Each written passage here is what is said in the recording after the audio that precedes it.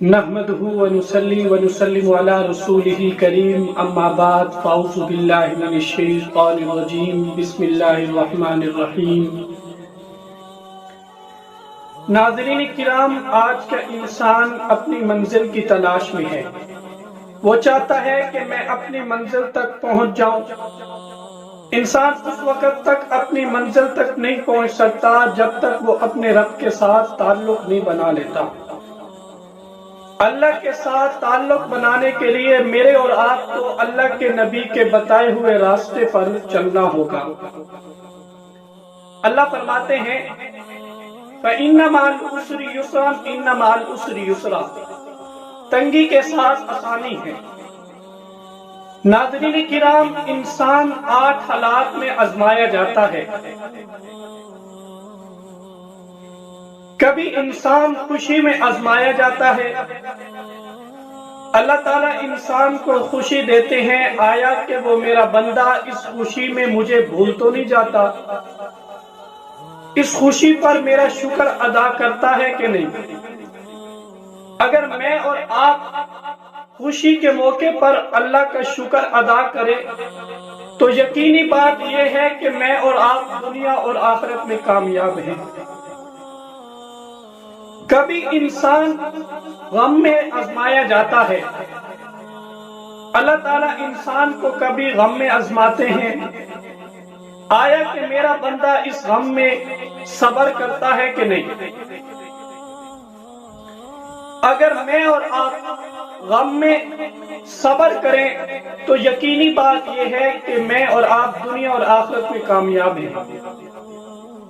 کبھی اللہ تعالیٰ انسان کو کسی منزل پہ پہنچا کے آزماتے ہیں،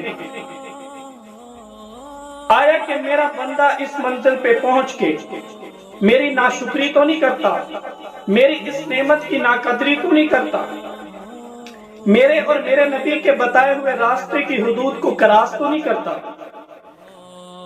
اگر میں اور آپ کسی منزل کو حاصل کر لیں تو اس پر اللہ کا شکر ادا کریں، اس نعمت کی قدر کریں، تو یقینی بات یہ ہے کہ میں اور آپ دنیا اور آخرت میں کامیاب ہیں۔ بھی انسان سے کوئی چیز لے لی جاتی ہے تب بھی انسان آزمایا جاتا ہے، آیا کہ میرا بندہ میری رضا پہ راضی رہتا ہے کہ نہیں، اس پر صبر کرتا ہے کہ نہیں۔ اگر میں اور آپ یہ سوچ کر اللہ کی رضا پہ راضی ہو جائیں کہ شاید یہ چیز ہمارے لیے بہتر نہیں تھی، تو یقینی بات یہ ہے کہ میں اور آپ دنیا اور آخرت میں کامیاب ہیں۔ کبھی انسان سختی میں آزمایا جاتا ہے۔ حافظ ابن قیم رحمہ اللہ تعالیٰ فرماتے ہیں کہ اللہ تعالیٰ جس بندے پر مشکلات ڈالیں تو اللہ تعالیٰ اسے جنت کی طرف لے جانا چاہتے ہیں، اور جس کو جہنم کی طرف لے جانا چاہیں تو اس پر خواہشات اور شہوت کے دروازے کھول دیتے ہیں۔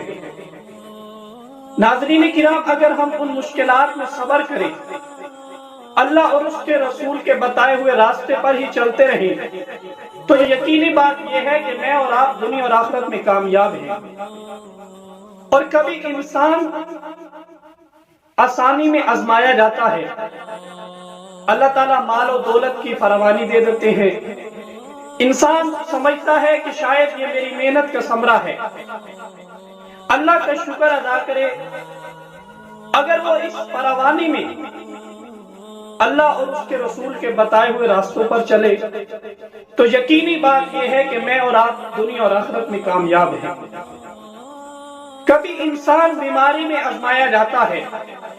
اللہ تعالیٰ انسان پر بیماری مسلط کرتے ہیں، آیا میرا بندہ اس بیماری میں کہیں مجھے بھول تو نہیں جاتا۔ اگر میں اور آپ یہ سوچ کر اللہ کی رضا پہ راضی رہیں کہ جس رب نے بیماری دی ہے وہی رب اس بیماری سے بھی نجات دے گا، تو یقینی بات یہ ہے کہ میں اور آپ دنیا اور آخرت میں کامیاب ہیں۔ کبھی انسان صحت کی حالت میں بھی آزمایا جاتا ہے۔